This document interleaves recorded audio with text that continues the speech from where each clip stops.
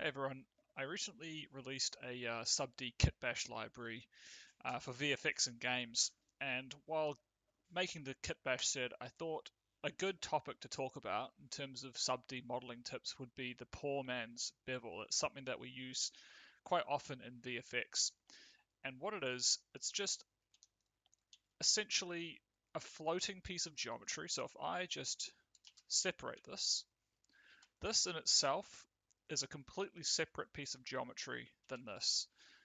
And I'll just turn off outline. See, it looks as though it's fused, right? And when I smooth both of these meshes, you see that we get this nice transition. So all I'm doing is I'm just extruding out the border and I'm making sure that it's flush.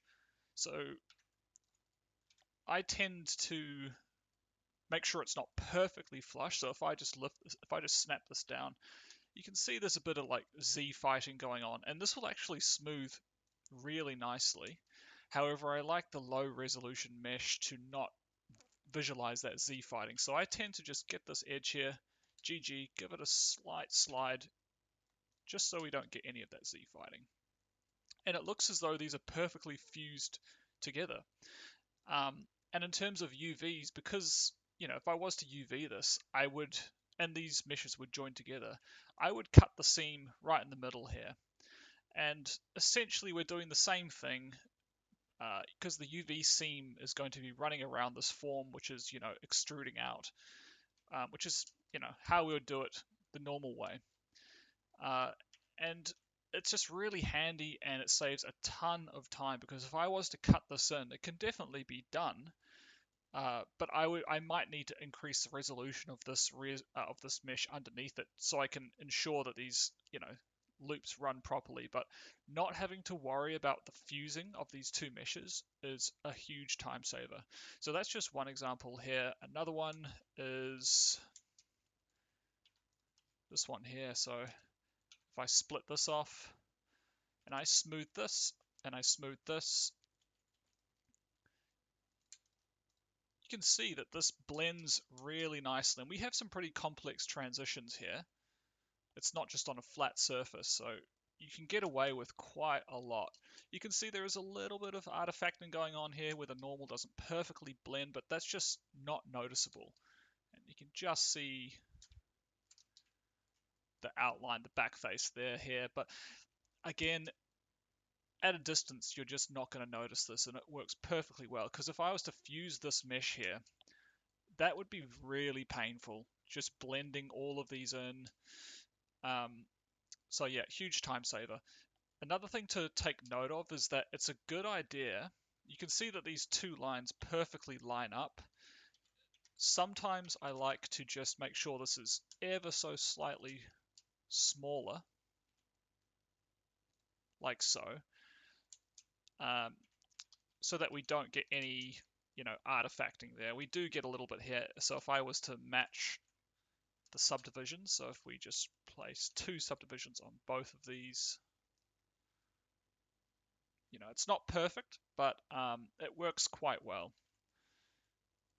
What you don't want to do is to have this wider like that because it will sink into the mesh. You'll have this bevel here and then the floater on top will, crash through it.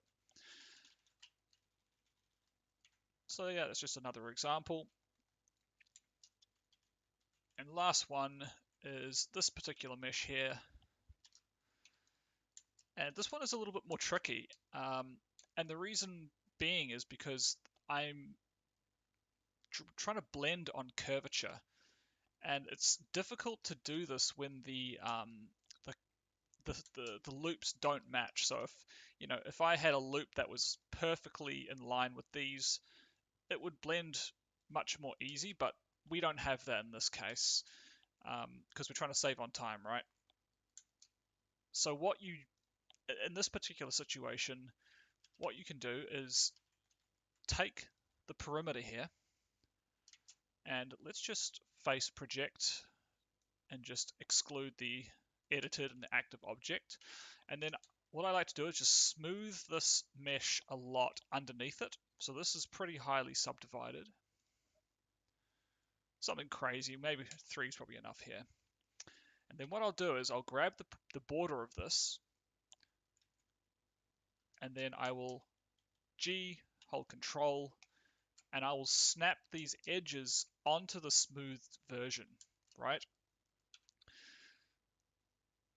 And then what I'll do is, and actually we'll just snap this whole face trim here, right? So now it's like right on top of it. So if I smooth this, you know, it's working okay, but we can probably improve this slightly. So what I tend to do is grab the perimeter and just sink it down ever so slightly. And then I like to grab this edge, just like we did in the previous example, and I like to shift it up.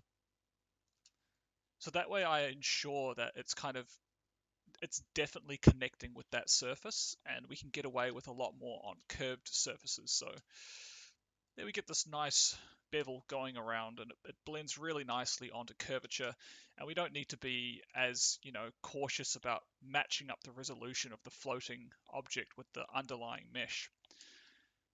And yeah, that's basically the poor man's bevel.